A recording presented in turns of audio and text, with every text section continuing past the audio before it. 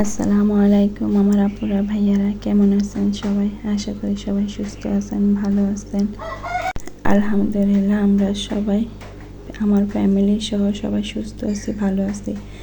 তো আজকে সকালবেলা রান্না দিয়ে শুরু করলাম। এখানে আমি সকালবেলা খিচুড়ি রান্না করে নিচ্ছি।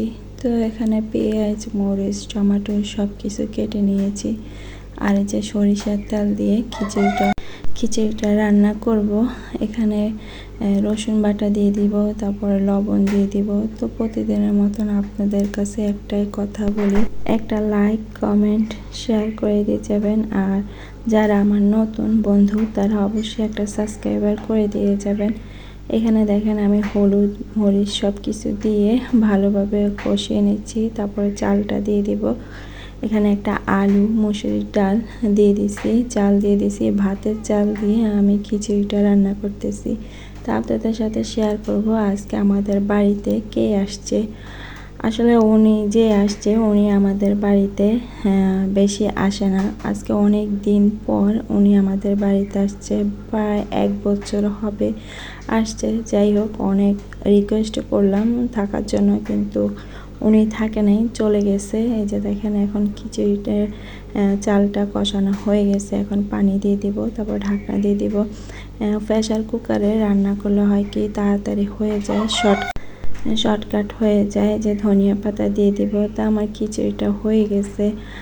আর আপনাদের কাছে বলি যে আমি তো দেশের বাড়িতে থাকি, আমার অনেক শব্দ আসতে পারে, তো আমাকে ক্ষমা দৃষ্টিতে দেখবেন। আসলে আমি ফজরের নামাজ পড়ে আমি ভয়েসটা দিই, কারণ দিনের বেলা ভয়েস দিতে গেলে আশেপাশে অনেক শব্দ আসে, তার জন্য সকালবেলা ভয়েস দিই। তো যাই হোক, এখানে খিচুড়ি রান্না করছি। আমার ভাগিনা খিচুড়ি খাবে না, পরোটা খাবে, তো ওর জন্য আর আব্দুল্লাহর জন্য পরোটা বানাইছি। আব্দুল্লাহকে ওর বাবা চকলেট দিছে, তার জন্য আব্দুল্লাহ অনেক খুশি। বাবা দিচ্ছে? তুমি বাবার আদর করছো? পরে করছো? তোমার চকলেট কে দিছে?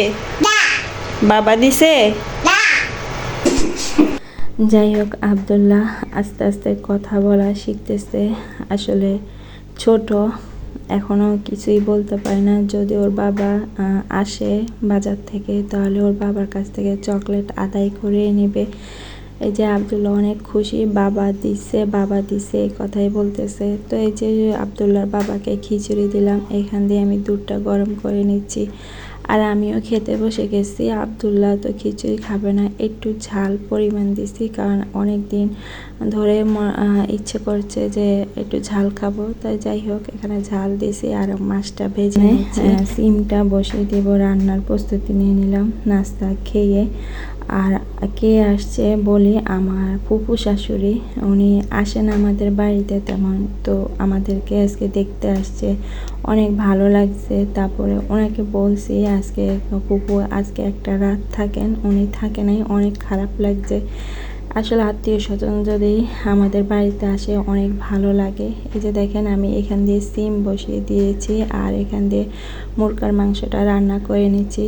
এক পাশ দিয়ে কারেন্টের চুলা দিয়ে রান্না করছি, আর এখান দিয়ে গ্যাসে বসে দিছি। আসলে ফুপু আসছে, আজান দিয়ে দিছে, তাড়াহুড়া করছি। আসলে ভিডিও করতে গেলে কাজের দেরি হয়ে যায়। যাই হোক, এখান দিয়ে আমার রান্নাটা হয়ে গেছে, আপনাদের সাথে পুরোপুরি দেখাইতে পারিনি।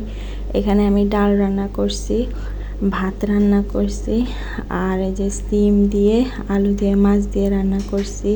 তারপরে মাছ ভাজি করে নিছি, এটাই আয়োজন করে নিছি। এই যে মুরগার মাংসটা রান্না করে নিছি, তারপর মাছ ভাজি করছি। আসলে কেমন হয়েছে তো সবাই কমেন্টে জানাবেন। আসলে আমার ফুপু অনেক ভালো মানুষ। এই যে দেখেন ওনারা বসে রয়েছে। আসলে ওনারা ক্যামেরার মধ্যে আসতে চায় না।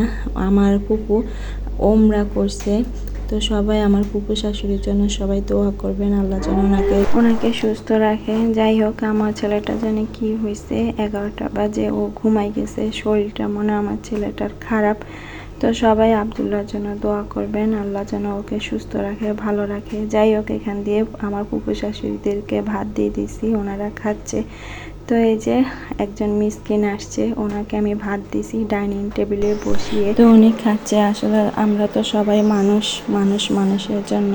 যাই হোক, এখান দিয়ে আমার ফুপু শাশুড়ি চলে যাচ্ছে। এতবার বলছি থাকার জন্য, কিন্তু থাকবে না, উনি চলে যাচ্ছে। তো আমার ফুপু শাশুড়ির জন্য সবাই দোয়া করবেন, আবার যেন আসতে পারে আমাদের কাছে। আমার ফুফাতো বোন আর ফুপু আসছে, তো ওনাদেরকে বললাম, এতবার বললাম থাকবে না, তো চলে যাচ্ছে, আমার কাছ থেকে বিদায় নিয়ে যাচ্ছে।